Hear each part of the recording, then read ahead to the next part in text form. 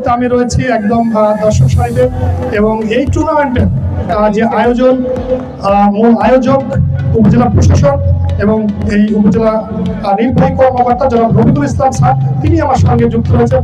Sir, আপনাকে অভিনন্দন। আমি প্রথমে আসলে প্রশ্ন করতে চাই, আপনি তো সরকারি চাকরিজীবী, বিভিন্ন এলাকাতে থেকেছেন বা ঘুরেছেন। প্রথমে আসলে আমি ভেড়ামারা সম্পর্কে একটু জানতে চাই।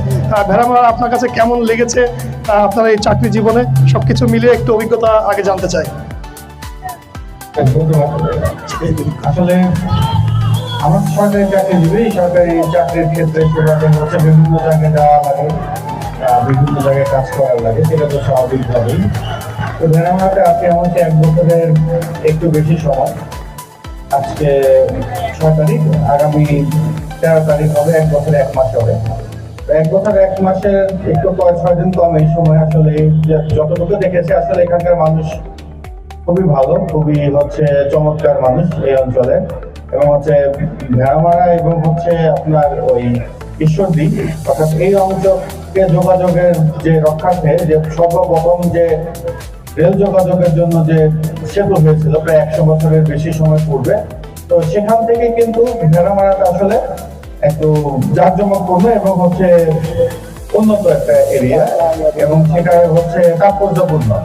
তো সেজন্য এটা ভালো, এবং এখানকার লোকজনের খুবই ভালো, আমোদপ্রদ এবং অনেকটা আবেগপ্রিয় লোকজন।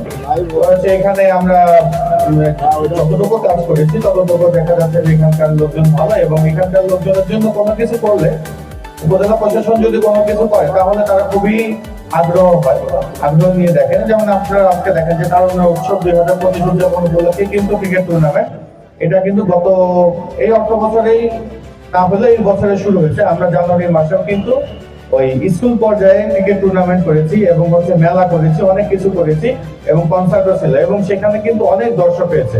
এবং আজকে দেখেন এই দুপুরের সময়, এখন কিন্তু লাঞ্চের সময়, কিন্তু আপনি দেখেন যে সকল জায়গাতে ছায়া আছে অথবা সরাসরি রোদ করতেছে না, অর্থাৎ এই পাশে এবং এই পাশে, দুই পাশে কিন্তু অনেক লোকজন, দর্শক, ঠিক আছে।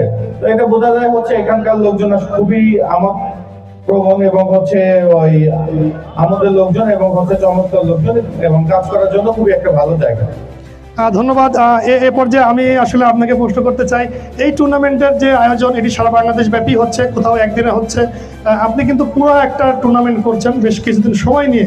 এই টুর্নামেন্ট সম্পর্কে আমি একটু জানতে চাই, প্রথমে শুরুটা কিভাবে হয়েছিল? এই টুর্নামেন্ট, হ্যাঁ, আমাদের